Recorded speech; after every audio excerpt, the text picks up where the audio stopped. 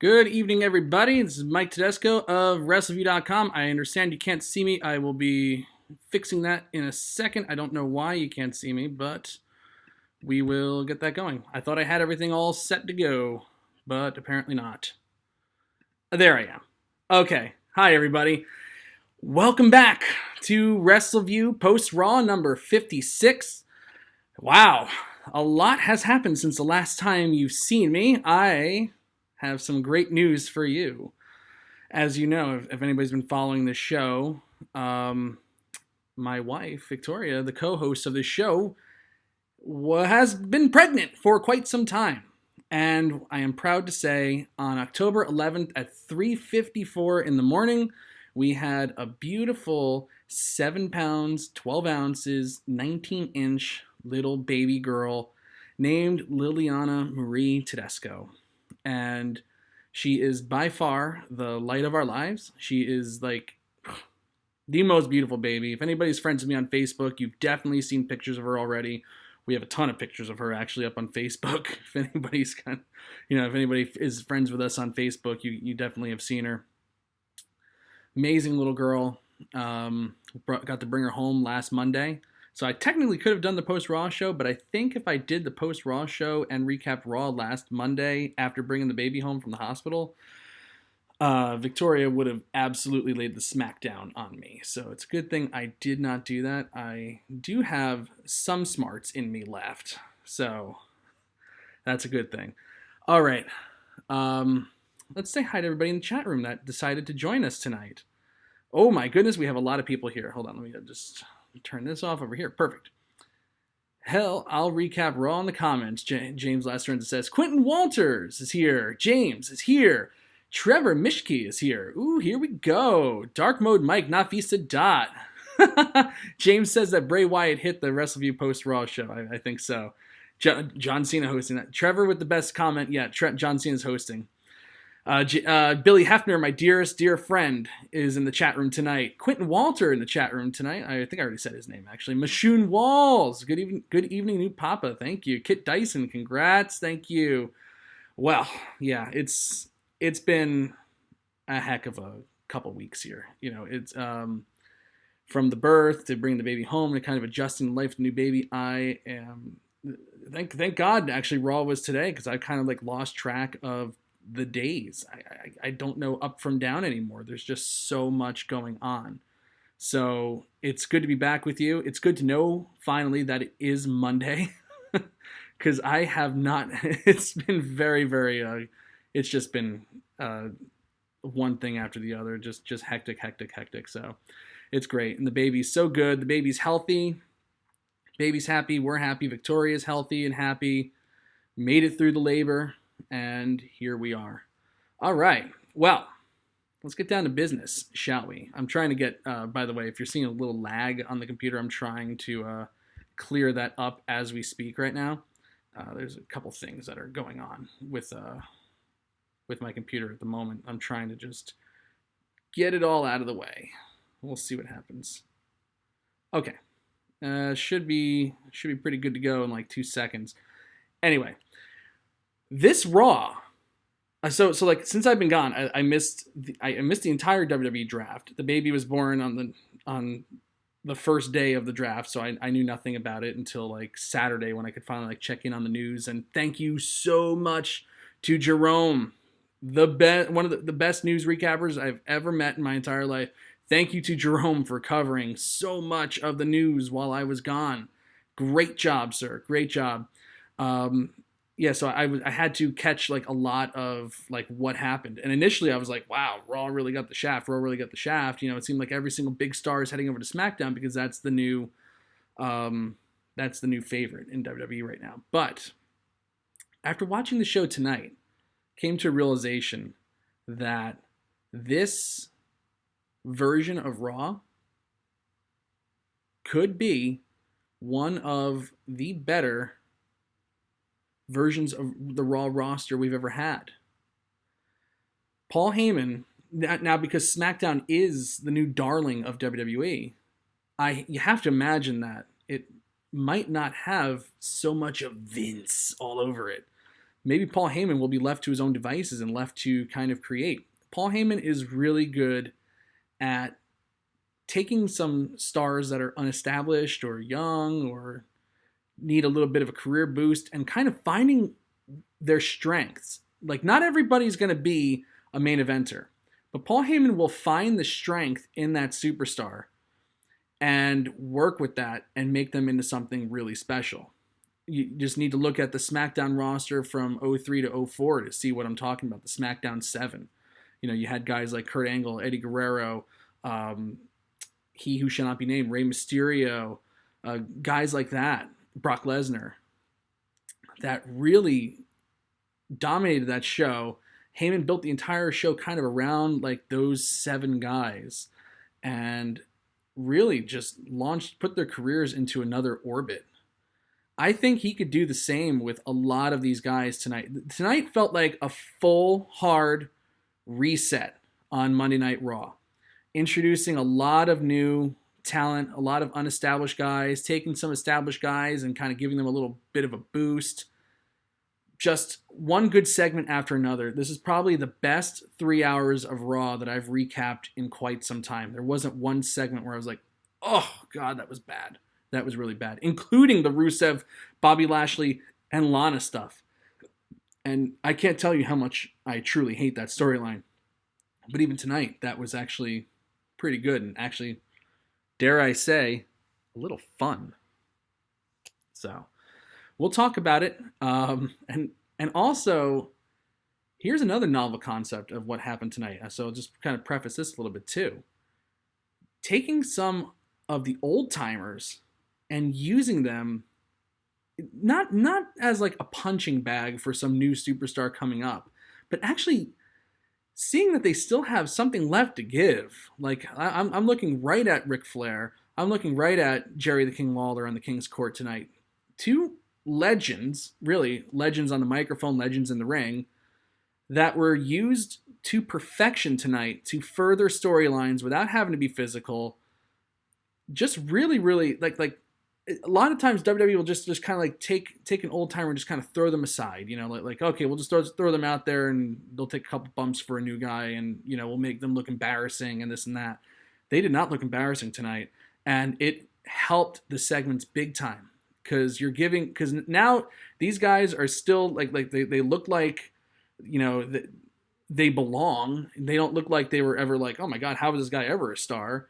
And it really helps to give a rub to a guy like, to a storyline like Rusev, Lana, and Bobby Lashley, and a guy like Drew McIntyre and stuff like that. So good stuff there. All right. Let's talk about this Raw. Oh, Michael Jules in the chat room too. Thank you, sir. Congrats on the baby. Yes, sir. Yeah, I know. James Lacerenza is already kind of complaining about the Umberto Carrillo and Seth Rollins match about respect. It's okay. I didn't hate it at all. Actually, I thought it was pretty damn good. Okay. Close a few more programs here. All right. First, let's see what everybody thought of Monday Night Raw on Twitter. If I can get to that real quick. If my computer would stop lagging a little bit, that'd be really nice. That'd be really, really good. All right. Let me go over to that. Yes, we have a 56% thumbs up right now. So people kind of did enjoy the show. I hope after you listen to this podcast, you'll kind of reconsider even more. If you were thinking thumbs down, hopefully you reconsider and go the other way. All right. So Raw kicks off. First of all, they showed this like Firefly Funhouse video. So I was like, oh great, they're going to send out Seth Rollins. And I swear to God, and I was totally wrong. Every Monday night since like, I don't even know. Billy would know better. Probably since 2013. I think since like April or May of 2013. Almost every single episode of Monday Night Raw that I've watched, I've gone back and forth chatting with my friend Billy Hefner. And I said to Billy before the show started tonight that most of Raw's good draft picks are over in Australia right now. Like Charlotte Flair. Actually, none of them, the rest don't come to mind. But like I saw Charlotte Flair and I saw a couple others on the Raw roster that were I guess booked for that SmackDown tour, so they got to go over there. But I was like, oh, great. So like most of the main players are over in Australia. We're not, this is just going to be just a filler Raw with not much going on, just pointless matches going multiple commercial breaks. I was totally wrong. I went into this Raw with zero expectations, and I was blown away.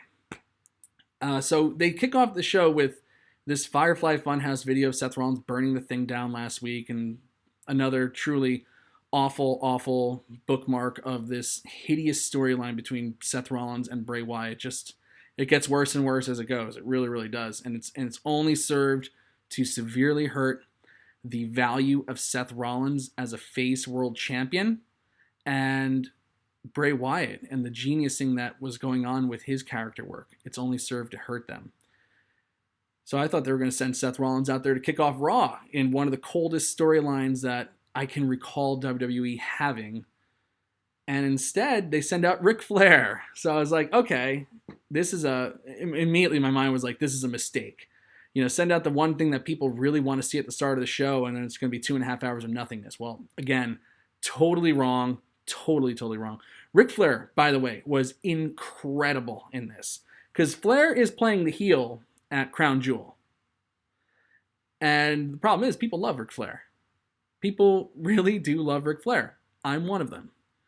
I thought when he came out on the season premiere of Raw with Hulk Hogan, I thought he was like way off his game. I thought that he looked like a little tipsy or something like that, kind of like all over the place, slurring his words.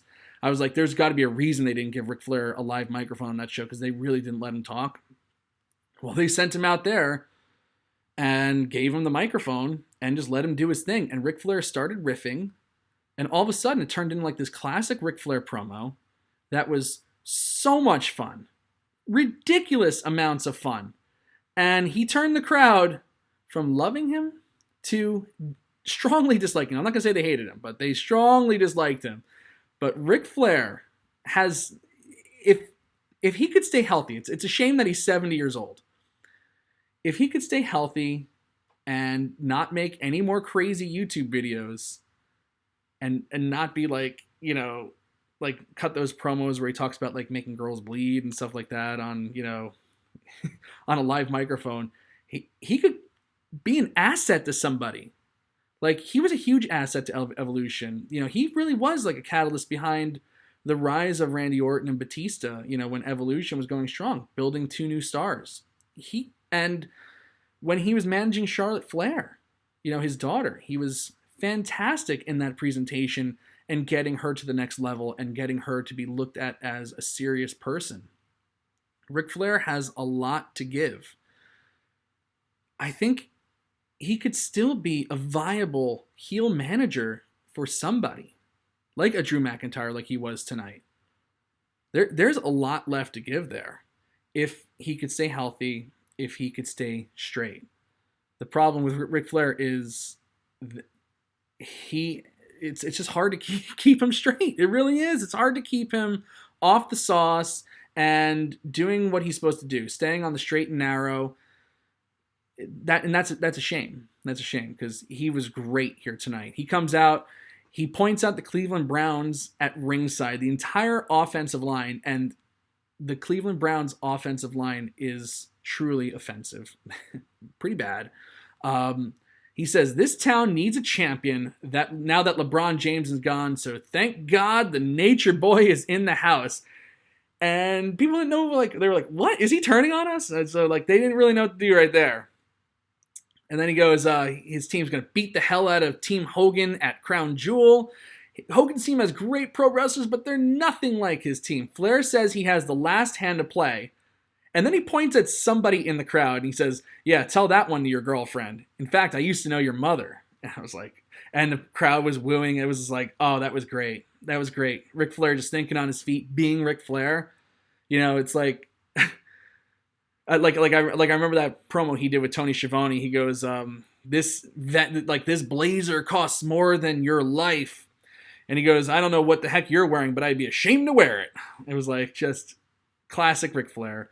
He says the final member of his team is a badass. He's a limousine riding, kiss stealing, wheeling dealing, jet flying, limousine riding, son of a gun. And out comes Drew McIntyre for the first time since August. We haven't seen him in almost 2 months. Makes his return to Monday Night Raw, looks pumped up. Flair says this is some real muscle, and he can't wait to see McIntyre put Ricochet in the same column the Browns are in, and then he holds up an L. And he's looking right at the Cleveland Browns offensive line. Amazing. He's crazy. He's a crazy old man. He's just crazy. I loved it. He's looking right at them and he goes, L. Great stuff. And then McIntyre says, it's going to be uncomfortable what I do to Ricochet right now. And it's going to be uncomfortable because I'm going to show you exactly what I'm going to do to Team Hogan at Crown Jewel. This was so good. It made me, for maybe the first time ever of the three Saudi shows that they've done so far, this may be the first segment that actually truly made me want to see the Crown, like a Saudi Arabia show. Like really, it was that good. Ric Flair was just awesome in this, and he was awesome for the following match. Drew McIntyre takes on Ricochet.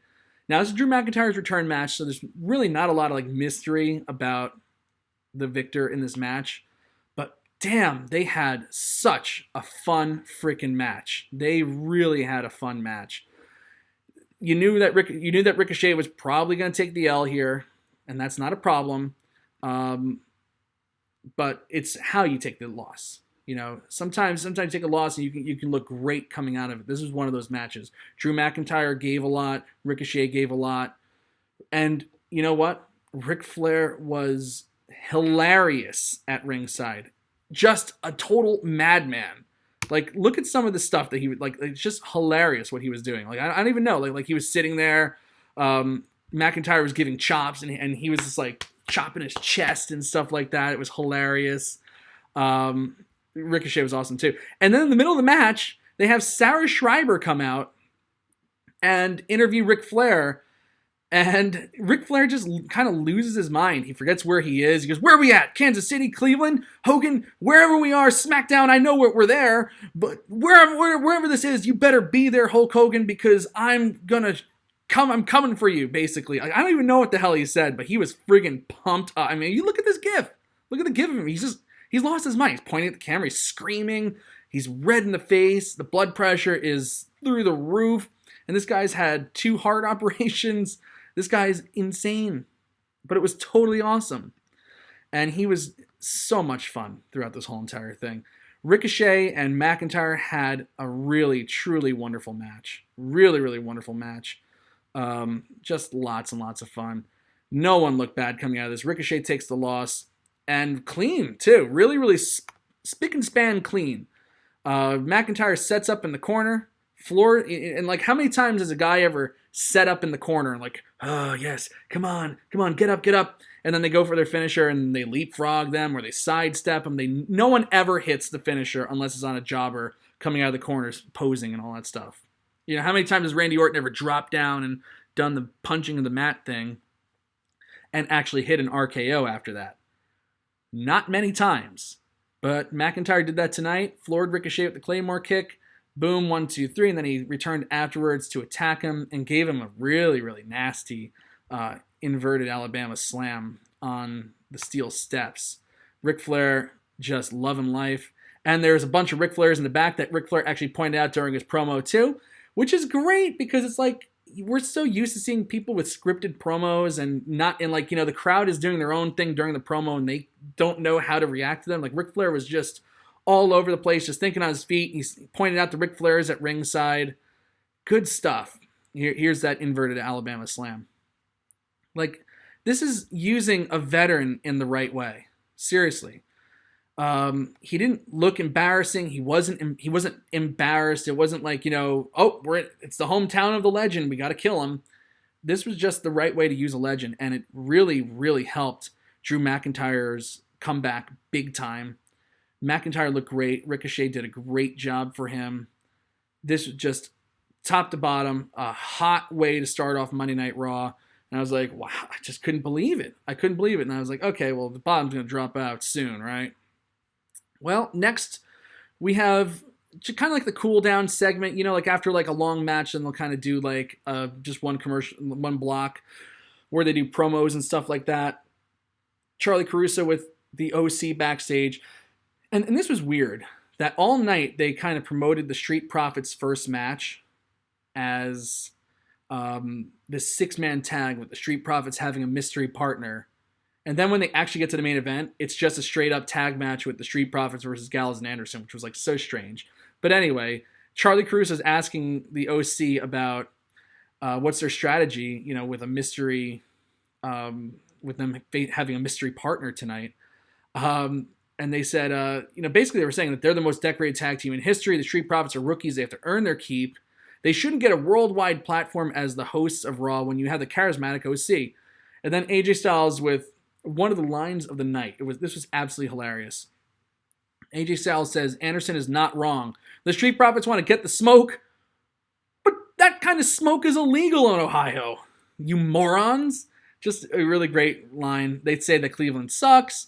And then Styles says, come on, you mother lovers, throw it up. Just a good nothing. It was not much to it, but it was just good enough just to kind of just like get, put over the main event, make you kind of interested to see it. A lot of fun. Quentin Walters, OC equals Orange Cassidy, Orange County. No. Yeah, I know, right? It's the original club, which is like a really weird name. It's kind of like, the AEW has the Bullet Club, so here's the original club. We have the originals here. It's like, okay, cool. It's like, that's what we're going with. That's what we're running with. Excellent. That's really exciting. Andrew Elder, poor Gallows was disappointed it was illegal. I think you're absolutely right about that. He did look a little down in the dumps after he found out that's illegal. Alistair Black cuts a promo. He faces this jobber named Jason Reynolds. The jobber actually got in a little offense on Alistair Black, which kind of reminded me of the days of like Barry Horowitz and Iron Mike Sharp, where you have a jobber that just isn't there just to take the moves. Like they actually kind of put together like a tiny little match. The jobber kind of does like a little bit of a comeback, like an enhancement talent. And then they finally just take the loss, and the main superstar doesn't really break a sweat, but they're like, okay, well, I had a little competition there. That's what this felt like tonight. Alistair Black killed him with the black mass. I just thought it was a fun squash match. I really did. And like Alistair Black seems like the kind of guy that Paul Heyman could just do so much with. He seems like the kind of guy that would just be like a Heyman project that Heyman would just eat alive. He could do so much with him. So I hope that on Raw that Alistair Black kind of gets the kudos that he never really got on SmackDown. Like I really thought when he was on SmackDown cutting those promos and stuff like that he was seriously going to be kind of like on the fast track to the main event scene, and then all of a sudden they just kind of dropped the ball on it. Like he had a great match against Cesaro at Extreme Rules, and nothing came of it. So I'm really, really hoping that this is the big turnaround for him. We shall see what happens. Just a good match. King's Court. Here's another good use of a legend. Jerry the King Lawler back with the King's Court. He's going to interview Rusev. And Jerry Lawler kind of just lays down what's going on. Oh, Victoria's out here walking with the baby. Oh, the baby's so cute. Lawler says, we've seen a lot of Bobby Lashley and Lana, but we haven't heard from one person. And he introduces Rusev to the ring. Rusev does a good job actually looking kind of like emotionally exhausted. But he still like smiles and high fives the fans. Lawler says, usually what happens in a marriage should stay in the marriage, but in this case, Rusev, Lana, and Bobby Lashley are public figures and they have made everything public. It's been salacious. How do you respond? And there was a great moment where Jerry Lawler's kind of rattling off what's happened so far, kind of recapping for us. And Jerry Lawler was just great in this. This guy, I believe Jerry Lawler is 70 years old as well. Hasn't lost a beat, really. And, he's had the heart attack. He's had a stroke. He's had some personal tragedy in the last 2 years, and he still is like the same Jerry Lawler. Like he's can't take him down. And he was really good in this, but the crowd was kind of giving him the what treatment because they're not really into the storyline. So Rusev says, come on, this guy's a Hall of Famer. Stop with the what stuff, which is good. And then Lawler says, thank you. And he asks for a response. So Rusev says, it's all Lashley's fault. He calls him Bob Lashley, has poison Lana's brain. For that, he will be crushed. And I was like, fun stuff. He says that he may be a fool as for Lana, but he still wears his wedding ring because every day he hopes and prays that they pass through this and live happily ever after, which is a sweet thing. Bob Lashley appears on the screen with Lana by his side. They're at a restaurant. Lana says, you might recognize this place, or maybe you don't, because I begged you to take me here. It was a dream of hers to go to this restaurant, and you didn't take me there. It was a dream. Every time we come to Cleveland, I dreamt of going to this restaurant. You wouldn't take me. So her man took her. I was like, okay, that's a little goofy. But, if you kind of just like throw that aside, it was actually fine, whatever. Bobby Lashley says, out with the old, in with the new, professes love for Lana, and the screen goes black. Rusev looks mad. Lawler asks him to respond, and Rusev says he'll deliver the message personally because he knows exactly where they are. And he leaves the ring and charges up the ramp, goes to the back. Initially when he said, I'm going to deliver the message, and I literally thought he was just going to beat up Jerry Lawler or something like that. I was like, that's always how these things end, right? With a legend, but no. Pretty good stuff. Andrew, I read it wrong because like I'm so like I have like PTSD about the Twitter poll always being at 69%. So when Andrew Elder said he's 69, Mike, I was like, what does that mean? What does that mean? But now I realize that he means he's like 69 years old. Jerry Lawler's 69. Okay, well, we'll see what happens. We'll see if Jerry Lawler gets a 70th birthday celebration on Raw, and if it winds up like Ric Flair's, where he's beaten up and dragged by Batista backstage. I apologize. I believe that there's some kind of like lag on my video screen. Is everybody able to see me okay tonight? Just let me know in the chat room. I know this is on a little bit of delay, so I won't wait for a response, but I'll check it out. Okay. Moving on. Again, now we have Andrade versus Sin Cara. Andrade being introduced to the Raw audience. Andrade, a guy that started the year off with a really, really hot series of matches with Rey Mysterio. It went absolutely nowhere. Andrade's just been kind of surviving. He had a good match when he was drafted in the Superstar Shakeup to Raw back in April, and then they decided, we want him on SmackDown instead. So they kind of just canceled that out. The whole Superstar Shakeup was just a complete unmitigated disaster. Andrade was on Raw for one night, and then he was gone. But now he's back, and this is another guy that Paul Heyman could probably do so much with. And they are desperate to build up a new Latin American star. Really, really desperate. They haven't had one since Rey Mysterio in his prime.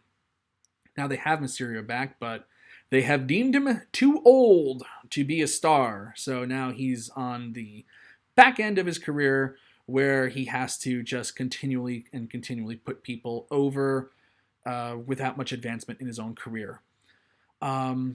So Andrade was a main focus tonight, big time, and also a relative unknown to the main audience, at least.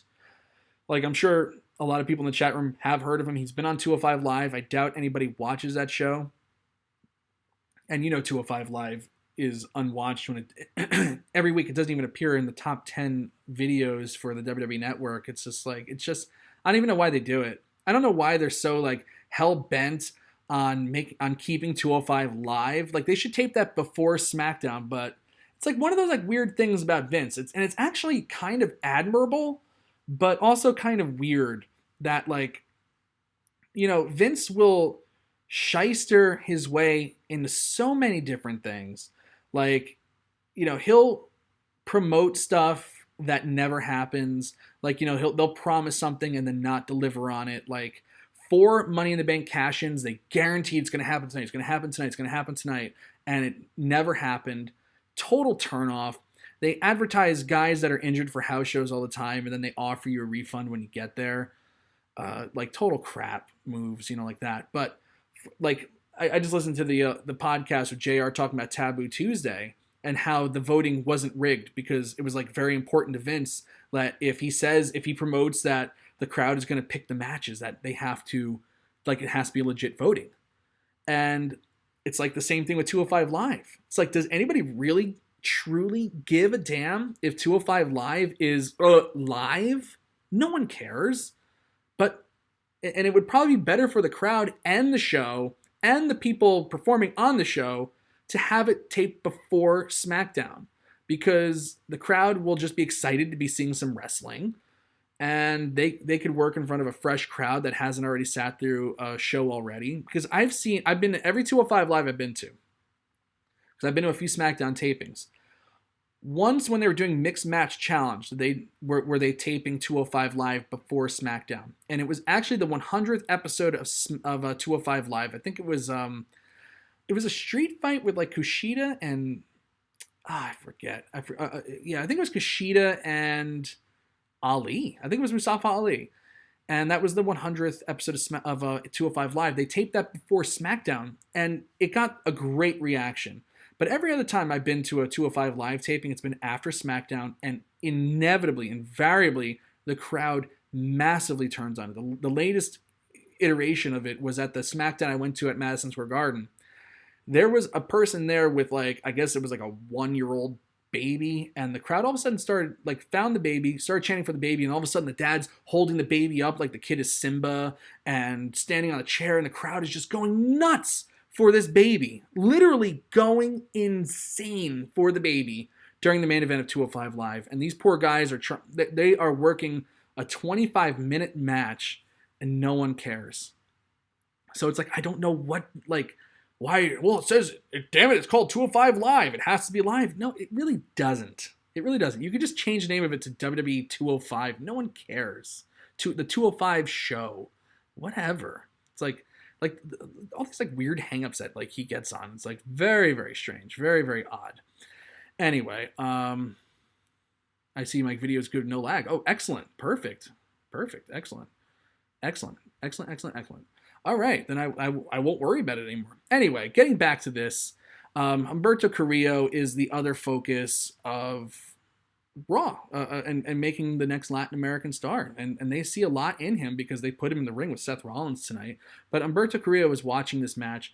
Again, basically an unknown guy because no one watches 205 Live. And, so I wouldn't blame anybody if they never heard of him or seen him work. Billy texted me and he said, I've never seen this guy work. And I said, same. I really haven't seen much of Umberto Carrillo. I know I saw him at the Madison Square Garden show. But, I mean, that doesn't really count because I was actually chanting for the baby, too. Don't tell anybody, but I was. Andrade versus Sin Cara. And Sin Cara, again, another guy who hasn't been seen in a while. They did a really good job of kind of building Sin Cara up on TV, talking about all the work that he's done with the community of El Paso and stuff like that. Really, really good stuff. Again, not much of a question on who is going to win here, particularly because they gave Zelina Vega a microphone before the match to kind of put over Andrade, introduce him again, kind of reintroduce him for like the third time. Vega says Andrade's music is a siren to let everyone know that their careers are in danger. If anyone knows all about that, it's Andrade's opponent, Sin Cara. And she asks, do you even know what Sin Cara means? It means without a face, and tonight will be his lucky night. Not only will he be leaving here without a face, he'll be leaving here without a victory. So automatically, just with a promo like that, like they put over the importance of the match, to get a victory, the importance of having victories in a wrestling show. It's like, oh, what a novel concept. And I was like, if they could keep that line of thought for like ever, this show could be a lot better. If you can kind of start teaching the audience that every match kind of means something, that every match is kind of important, that could be a really good thing. So even though, it's kind of a throwaway match, okay, Andrade versus Sin Cara, now she says, she kind of put importance on the victory. And they did a good job building Sin Cara up on TV again, talking about how he worked with the community of El Paso following the horrific shootings that happened there over the summer, and how he was, one of the first people to really jump in there and get his hands dirty and do a lot to give back. Really, really admirable stuff. And so like I was invested in the match. I really was. Like I was watching it, and I was watching it a little closer than I probably would have, with a throwaway match like this. And they had a great freaking match. They really did. It wasn't a throwaway.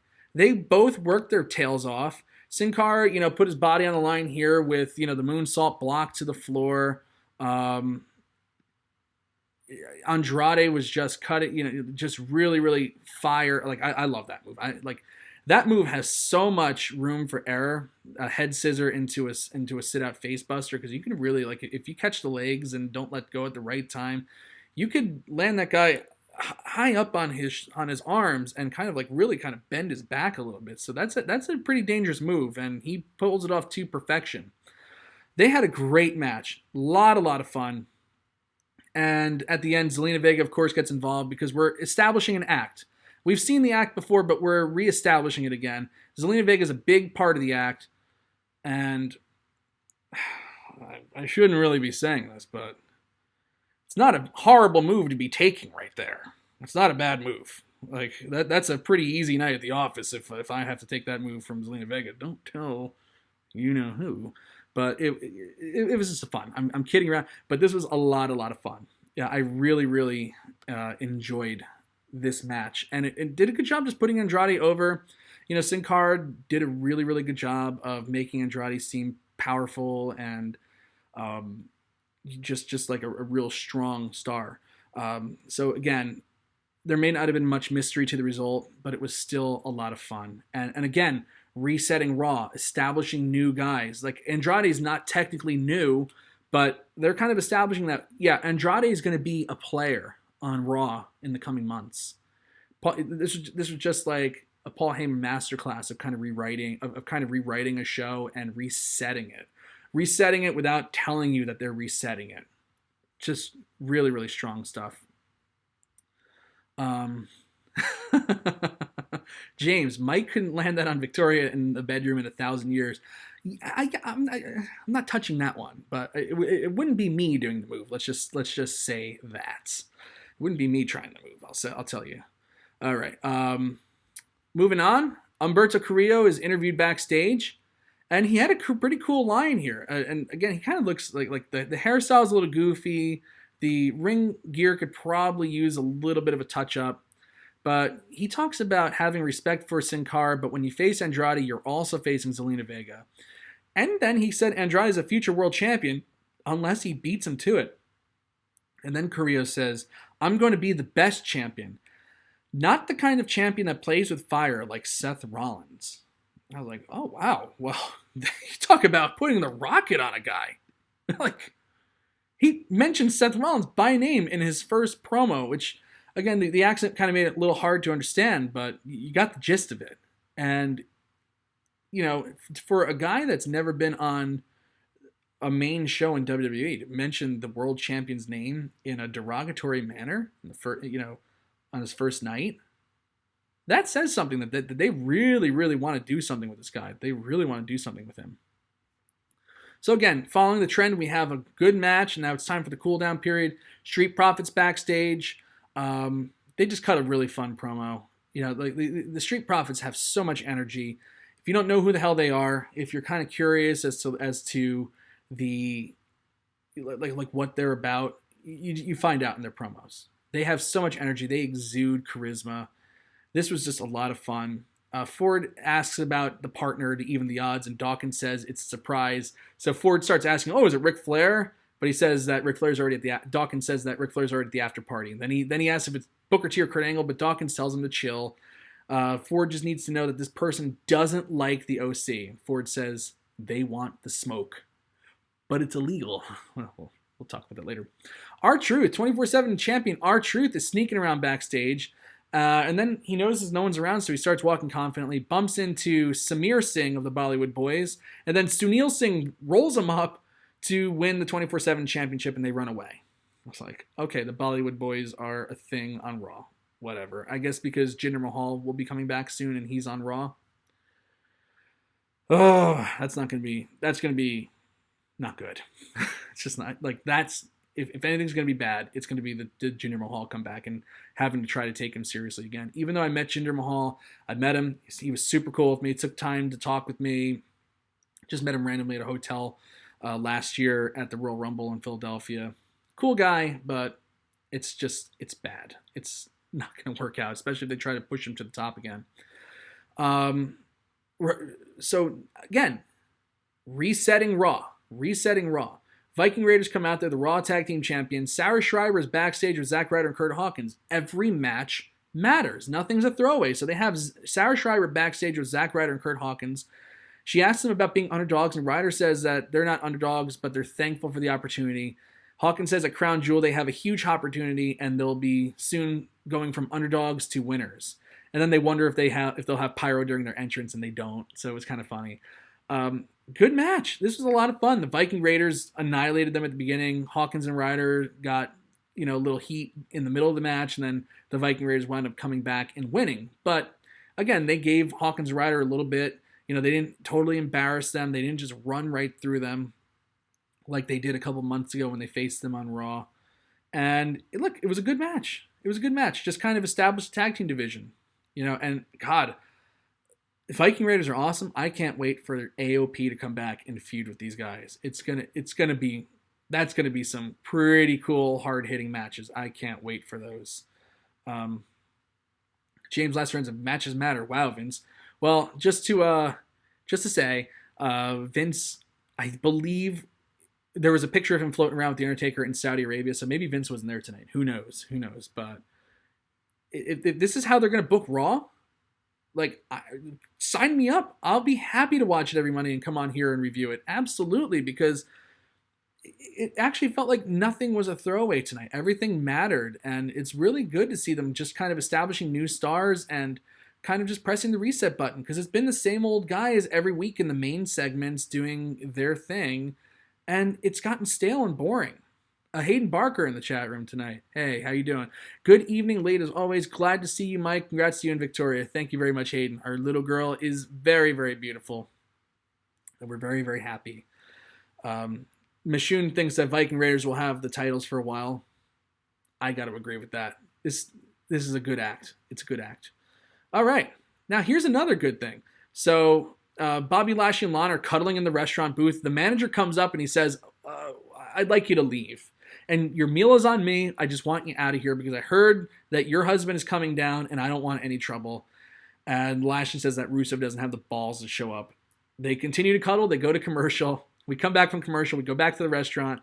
Rusev shows up, starts knocking over tables, throws Lashley down, punches him. Cops run in and take Rusev, and Lana shouts to send Rusev to jail. So it was actually a fun kind of, trashy little segment. It was just, it was nice to see them at a restaurant this time instead of Tim White's bar. If anybody remembers good old referee Tim White, where the Friendly Tap in Providence, Rhode Island, where every time they were in Providence, they would just absolutely shit can his bar, just destroy the place. So it's nice to see them, they go somewhere else, even though this wasn't a real restaurant. Rey Mysterio makes his way to the ring with his arm in a sling, still from the attack by Lesnar on the season premiere of Raw. He wants to thank the crowd for the outpouring of love and respect that they gave to him, Dominic, and his entire family. And he says that the crowd, you are my family, and we're all going to celebrate together at Crown Jewel when Cain Velasquez wins the WWE Championship and puts another scar on the face of that bastard Brock Lesnar. I was like, okay, good, whatever. Okay, so you knew that wasn't how the promo was going to end. Of course, Paul Heyman appears on the screen. He doesn't come out this time. He appears on the screen, which is good because it's like sometimes it's like, he's out there and then somebody else comes out. He's got to disappear. It's like it's fine to appear on the screen every now and then. He asks, would you really be speaking these words if my client were here in Cleveland tonight? Of course you wouldn't. Lesnar can't be live at Monday Night Raw because he's been drafted to Friday Night SmackDown. And now, so they are going to try to hold tight to this. Raw superstars can't appear on SmackDown. SmackDown superstars can't appear on Raw. The wild card rule is dead. They kept that so much that they didn't even have the Fiend appear tonight. And the Fiend is feuding with Seth Rollins. I thought for sure the Fiend would show up, and then everybody would be like, haha, you said that no one would show up. Well, guess what? They beat you at your own game. He did not show up. So they stayed true to their edict. The person Mysterio picked is his son's godfather. It's Cain Velasquez. Mysterio is hoping that lives in this perceptual prison that he has sentenced himself to the misbelief that someone can handle Lesnar, and that someone is Cain Velasquez. But every morning for the past 9 years, Lesnar has seen the scar carved into his face and soul by Cain Velasquez. For every single solitary day of those 9 years, Lesnar has been salivating like a beast, lusting for revenge. That revenge comes on October 31st at Crown Jewel, when Mysterio serves up Velasquez on a silver platter like dinner to his beast. And then he starts shouting at Mysterio. Mysterio shouts back, and Shelton Benjamin, of all people, cuts him off. Now, they used Shelton Benjamin to perfection earlier this year to put over the Lesnar title match at WrestleMania, where they kind of reminded us that Shelton Benjamin roomed with Brock Lesnar, and I believe he had a match with Seth Rollins, if memory serves correct. Somebody can correct me in the chat room if that's true or not. Benjamin did face Seth Rollins in the name of Brock Lesnar earlier this year on Raw, before WrestleMania. And he cut a really, really good promo. Really, really good. Again, this is a guy that's just been, he's been signed. He's been there. I remember they signed him in 2016, and he had shoulder surgery, so I think he came back in 2017. And teamed with Chad Gable for a little bit. They had a little bit of a run, and then he's just been floating around for the last year and a half, doing absolutely nothing. Maybe having a match every now and then. It was nice to see his name on the house show cards this weekend, so he's finally back at work. Guy looks like a total beast. Shelton Benjamin himself looks like a beast. And he cuts a really good promo. Kind of like, this guy needed a little bit of a career boost. And Paul Heyman wrote him a great part here. And he delivered it really, really well. He says, you need to get something through your head, Mysterio. You and your son get annihilated by the Beast, and your buddy Cain Velasquez walks in because you can't defend yourself or your son. He gets a WWE title opportunity for that? And Mysterio says, come on, man, it's a family thing. Benjamin says, well, he has a secret for Mysterio. He has a buddy. His buddy is the Beast, Brock Lesnar. At the University of Minnesota, he trained Brock Lesnar and roomed with him. So now, all of a sudden, now they established Shelton Benjamin as okay, well, if he trained Brock Lesnar, he must be pretty damn dangerous. That's what you'd be thinking, right? He says Lesnar is his family. And aside from Heyman, no one in WWE knows Lesnar better than him. And he says he'll test a little theory and see what happens if he pushes Mysterio around. So he pushes him and he goes, do I get a U.S. title opportunity for that? And then he pushed him again. He goes, that's got to be worth an Intercontinental Championship match. And then he starts slapping Mysterio, and he asks, come on, Mysterio, where's your buddy? And all of a sudden, Cain Velasquez comes out, and he comes out to a pretty good pop. And I know a lot of people have been down on his look, but that's just Cain Velasquez. Not everybody's going to have this trim, fit physique. And don't forget, he also has a pretty bad knee injury, which kind of is a disappointment because he's going to eventually have to have that taken care of. But he's definitely retired from MMA. He took himself out of the drug pool, the USDA pool. So taking yourself out of that, in order to even get back to fighting, you have to enter yourself 6 months before you can even fight. You would have to be tested for 6 months. So to take yourself out of that at his age pretty much means that he's done. So he's serious about wrestling. So he could probably wrestle with the knee thing going on, especially if it's a limited interaction, kind of like what Brock Lesnar, like the kind of deal that Brock Lesnar has. Well, anyway, Velasquez comes out. Benjamin goes for a takedown. Velasquez ducks it, hits a waistlock takeover and punches away at him, hits another takeover, punches him, and then he applies a rear naked choke. Benjamin immediately taps out, and then he's thrown out of the ring. So Velasquez stands tall. He's got a good look. He doesn't need to have a phenomenal physique because the guy legitimately is a beast, and I'm sure, when he gets a chance, they'll show him doing some pretty, good power moves. I know that when he was in AAA, he was kind of wanting to do some lucha stuff, planchas and things like that. But I think in WWE, they're going to ask him to change that style up to something that's more fitting his body type. But hey, it would be nice to see him kind of pull out some of those moves every now and then. Kind of like when Lesnar used to have the shooting star press in his back pocket. Now, the one time he ever tried it on the main roster, it didn't work out well for him at WrestleMania 19, where he gave himself a concussion that he suffered the effects from for quite some time. It was a pretty bad concussion. But but there are videos of Brock Lesnar doing the shooting star press in OVW that are damn impressive. Really, really cool. Well, this was a hell of a segment and everybody played their part well. Rey Mysterio played his part well. Paul Heyman, Shelton Benjamin, Cain Velasquez. 3, veterans of WWE and storytelling, and Cain Velasquez, who's relatively new to it. Everybody played their part well. Benjamin in particular was really, really good in this. Paul Heyman was awesome with his promo. I thought that when Velasquez went for the takedown, he was a little stiff, and I don't mean like stiff like he was laying in the punches. I mean like stiff like movement wise. Like he didn't look fluid, like when someone goes for a takedown, like they're kind of going with them and stuff like that. It was just kind of like a brute strength takedown, because he's still so green behind the ears with wrestling. And when you're on the big stage and the microscope is on you, it gets tough. So he can work on that. He can work on loosening up. I'm sure they're practicing this match against Lesnar at Crown Jewel 1,000 different times in the Performance Center. Cain Velasquez is in the Performance Center practicing this match. So I'm sure come October 31st, for the 5 people that watch it on the WWE Network and the 50,000 people in Saudi Arabia, it'll probably be a passable match, but it can't go long. Let's just say it can't go long. It needs to be like a 5-minute passable match. We shall see what happens. All right, but it was good stuff. Charlie Caruso backstage with Universal Champion Seth Rollins. Asked about the Fiend. Rollins gets booed in the promo.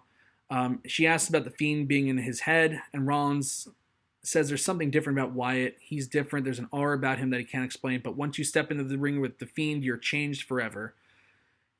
And then he kind of stops right there. So like this whole entire thing, they've been promoting that he's going to address Burning Down the Firefly Funhouse. Didn't really address it, but he just says that the Fiend changes you. And this was great. I loved what he does next. And the audience is getting ready to turn on him. A CM Punk chant was already starting up. So they weren't going to give Seth Rollins a chance no matter what.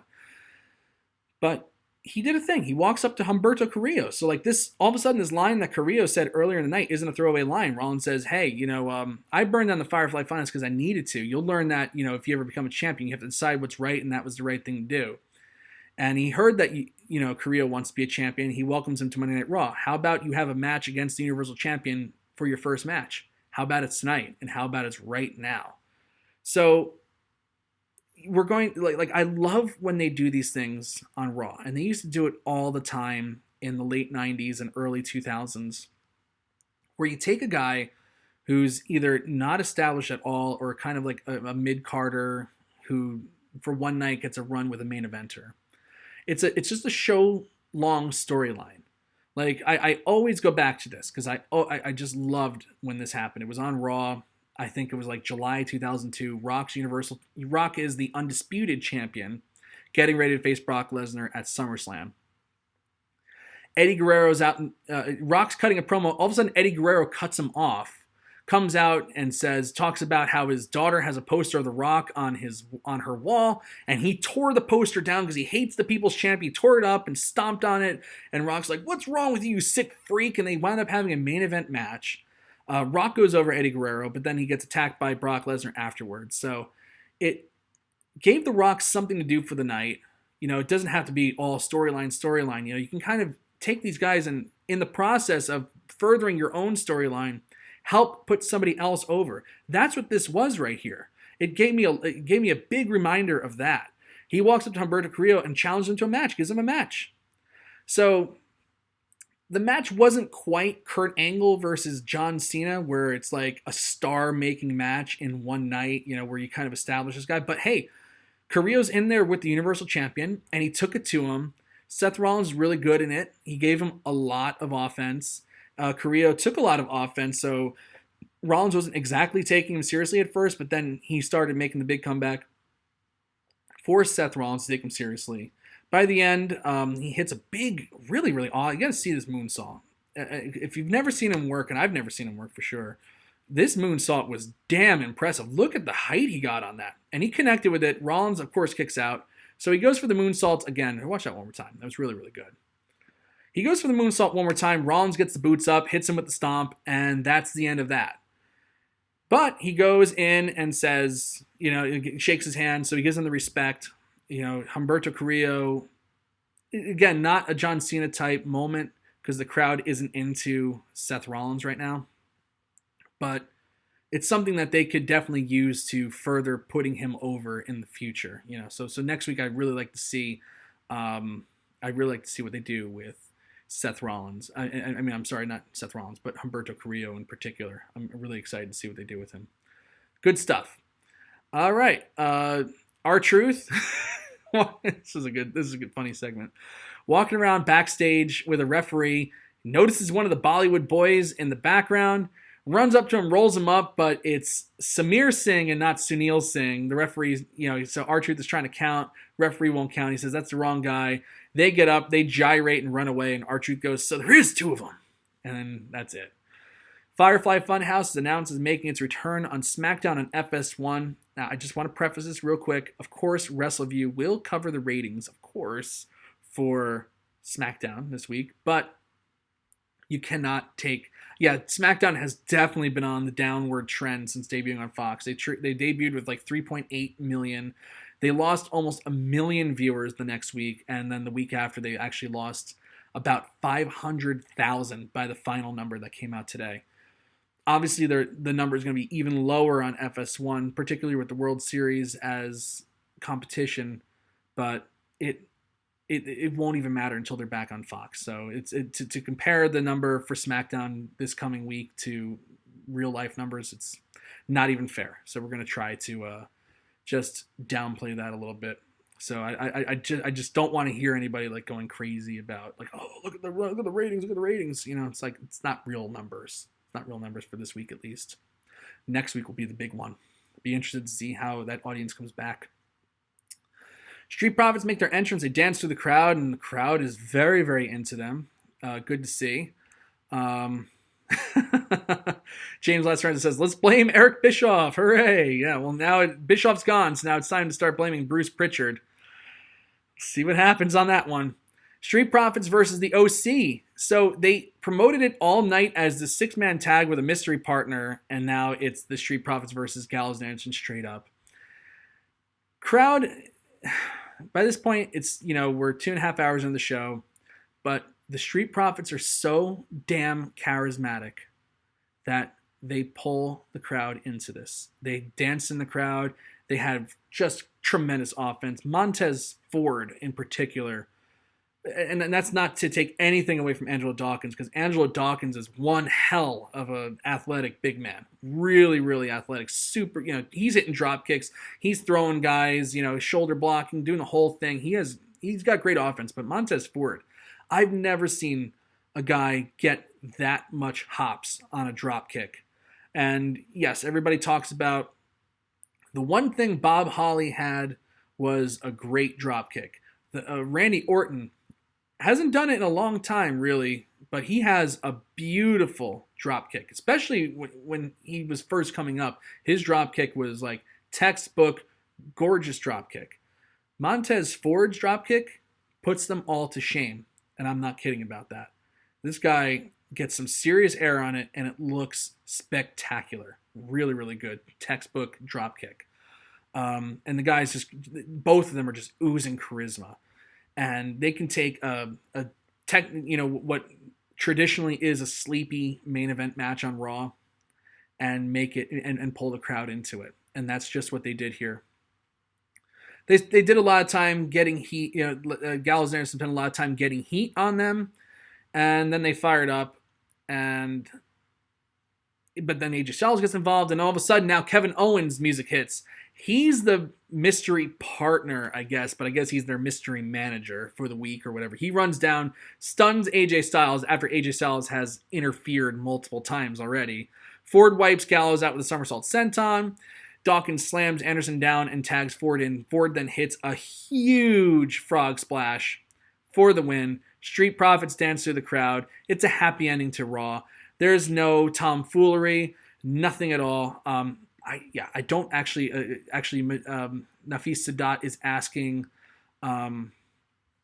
He's asking about gifs of the dropkick. I don't actually have a gif of that dropkick. They didn't put one up for whatever reason, which just like kind of bugs me out. They did put this up. I like their tag team offense. Montez Ford he's really good. You can just throw him around and he just does his thing. I love Angelo Dawkins though. He's just like, look how fast he moves for like such a big dude. You know, that's a pretty quick hit into the ropes. Kevin Owens hitting the stunner on AJ Styles on the floor, which that can't be fun. That's got to really, really hurt your tailbone.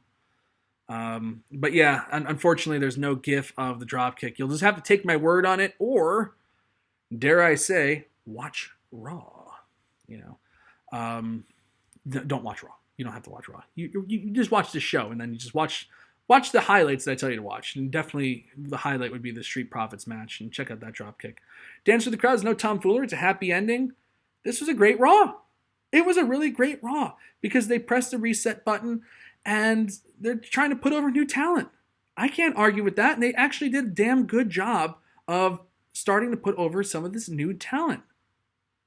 You're not going to hear a complaint from me. Not at all. Because it was good. It was exactly what needs to happen on the show. It's been stale. It's been stale for a long time. The same guys at the top all the time. And if they're going to try to give you some new guys and segments and revamp this roster, I'm not going to complain. SmackDown has the old guys.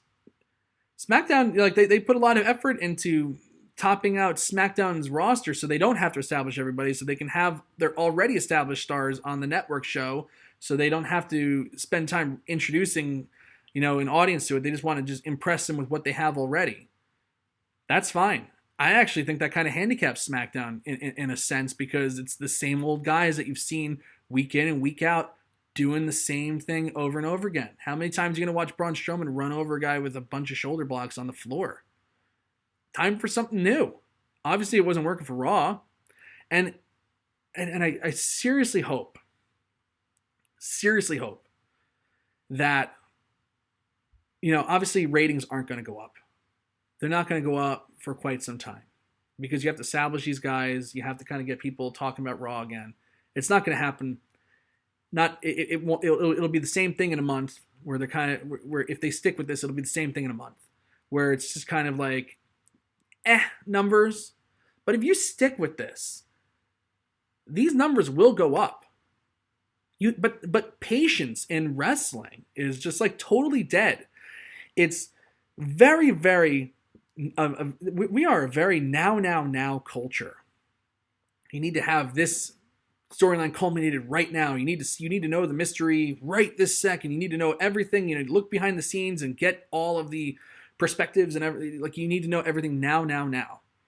And yeah, they want ratings to be improved now. We want that million people back immediately. So let's fire Eric Bischoff and let's bring in Bruce Pritchard. We're going to get those million people that tuned out back. It's not going to happen that way. It's not. If you look at the trends, and yeah, granted, I'm looking at 20-year-old statistics here, but this is the most recent boom period in wrestling. We're not in a boom period right now. I thought we were entering into it, but the numbers show otherwise. Because AEW surprised everybody. They stunned everybody with being in the top 5 in their debut episode and crushing NXT. There's no question about it. They crushed NXT. They did great in the 18 to 49 demographic, which is the only demographic that matters. So somebody tell Dave Meltzer that that's the only thing that matters. Not, men and women, it's the combined 18 to 49. That's the one that matters. And NXT dropped to 30 this week, and AEW is still staying in the top 10. They stunned everybody. But since their debut, they've been slowly decreasing numbers. NXT obviously is down in the dumps. And actually, I have to say, I've said this before in private, but I'll say it right here.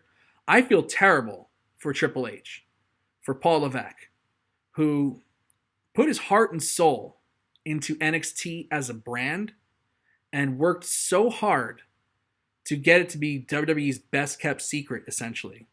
It's not supposed to be on TV, okay? I guess that's really what it comes down to. It's not something that's meant to be on TV. It's supposed to be a fun television show where guys and girls that are getting ready to come up on the main roster kind of ply their craft. Yeah, it's a television production and stuff like that, but it's done to a small audience who are going to react big to everything that they do.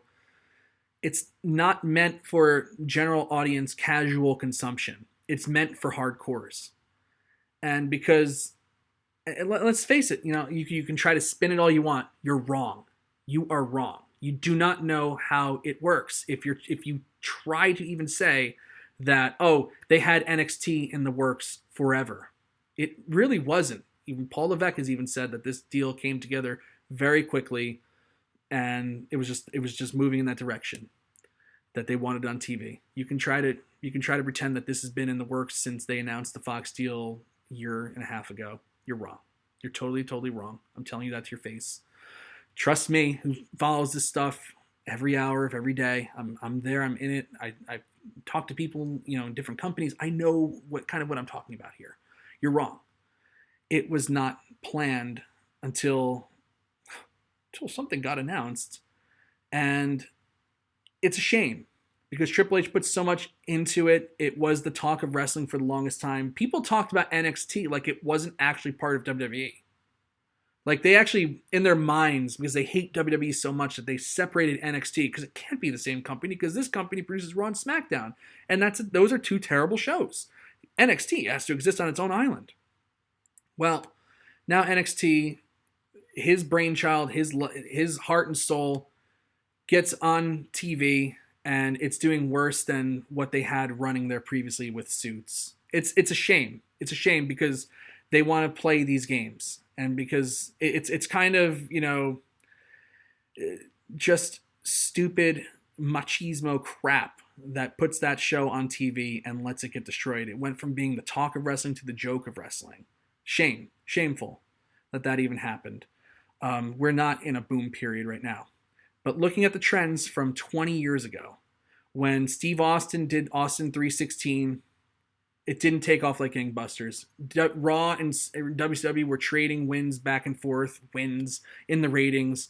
And then WCW took off with the NWO thing. But even when they did the NWO thing, when Scott Hall debuted, Kevin Nash debuted, Hulk Hogan turned, they were still trading with Raw, the ratings war. It was still just going back and forth. And then all of a sudden, 97 to 98, it just took off like gangbusters. 83 weeks in a row. We all know. In fact, which is odd because in 2002 when Bischoff debuted, he said it was 84, but now it's 83 weeks. They went on a streak, but it doesn't happen overnight is what I'm trying to say. So when you establish new stars, don't expect it to just take off immediately. Have some patience because it's not having patience that gives us the crappy crap, total garbage Raws that we've been seeing, total garbage SmackDowns that we've been seeing, because it's like, oh, it's not working. We tried something new. It's not working. So it's go back to the old hat. That's the wrong way to go. It's the wrong way to go. Got to have some patience. I hope they have some patience. I hope that Vince can kind of stay back and let this thing kind of run its course and do its thing. Paul Heyman has some very, very good ideas. The Lana Lashley Rusev thing is not a good idea, but he has mostly good ideas, and you saw the good ideas going tonight. So we'll see if that keeps up. I really, really, truly hope it does. And that's pretty much it for my little speech that I'm going to make tonight. Nafis Sadat says AEW should just keep being AEW. 3 amazing weeks so far. Now, Nafis, you're 100% correct about that. Because when they decided that they were going to induce Victoria last Wednesday, not this past Wednesday, but the Wednesday before, we watched the second episode of AEW in the hospital room. Because, and I was really impressed by the debut show, but I was like, okay, well, they didn't mention WWE because they were doing their debut show. Great. I figured that eventually mentions of WWE would come up again. It hasn't. The second episode was fantastic. No mentions of WWE. And this week's episode, which I recapped, Chris Jericho and Darby Allin, Kenny Omega and Hangman Page versus Pac and Jon Moxley. No, she wasn't giving birth at the time, Andrew. I'm sorry. She wasn't giving birth at the time, James. We were just in the process of getting the process started, but she wasn't giving birth at the time, I assure you. They never mentioned WWE once. And yeah, they know that NXT is on the other channel, and they know that they handily beat NXT, and NXT is not really a factor. They're just putting on the best show that they possibly can.